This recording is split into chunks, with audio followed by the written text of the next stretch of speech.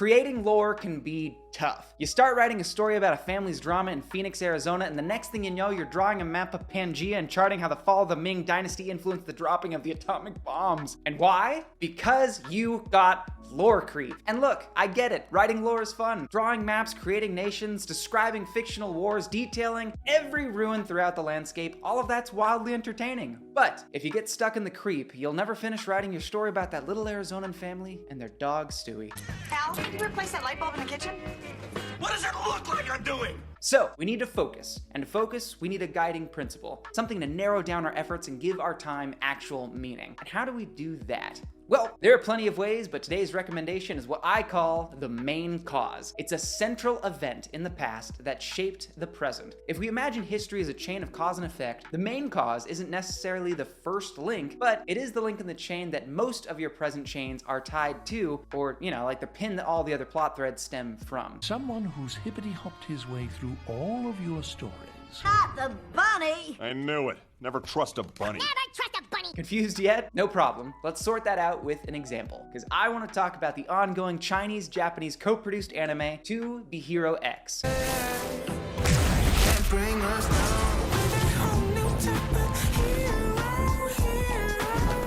Which recently finished its first season. After finishing the final episode, I absolutely had to write this video, and let me tell you why. To Be Hero X is an animated anthology series, which means every 2 or 3 episodes there's a new focal character. The story takes place in a world where superpowers come from trust, or the number of people who believe in you, and it's measured by a little display that you get on your wrist. The result of all this is that popularity equals power, and that has turned the entire hero system into a dark facsimile of pop idol culture. I wonder what's happening in the darkest timeline. Abed, there are no dark timelines. We've got a prime timeline to destroy.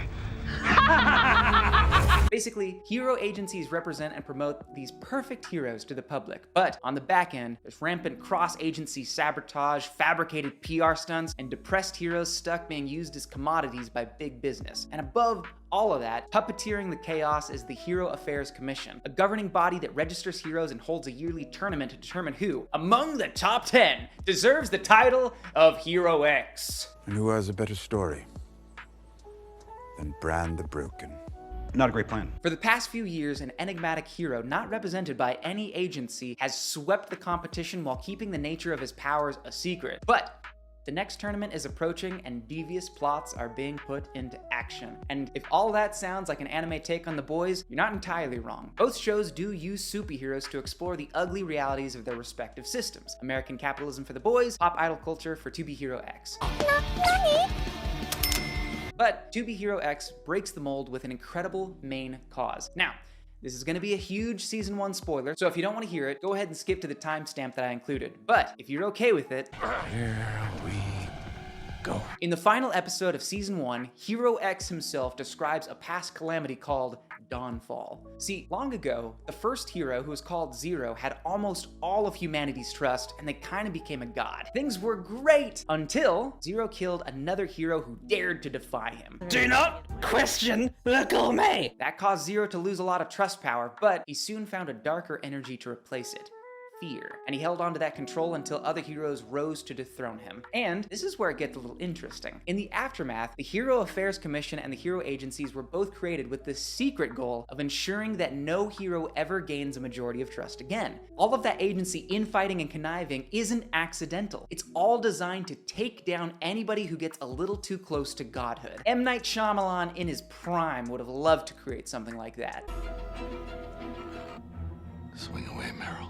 The current Hero X became supreme because his unique power to bend animation and therefore reality allowed him to discover the truth. And accordingly, he kept his alter ego secret and refused to join any hero agencies. Because of that, he's now outside the agency's reach, and his mystique has allowed his trust value to skyrocket. Once Hero X finished describing everything, I realized that I was watching a masterpiece. Because, confession time, at first, I didn't love To Be Hero X. Anthologies are not my style. I'd rather go on a long journey with a single character. Adventure time! Come on, grab your friends. We'll go to very distant lands. But To Be Hero X's main cause put everything into perspective. Suddenly, the decision to follow a bunch of different characters made complete sense. Each story gave you clues to the greater threat, and every seemingly unrelated decision was part of that much larger story. And, no less important, it suddenly put a thematic question over everything. Is trust dangerous? And is there anyone who could wield the power of a god faithfully? So, with that, let's put the gushing out of the way and make this practical. What is this? A center for ants?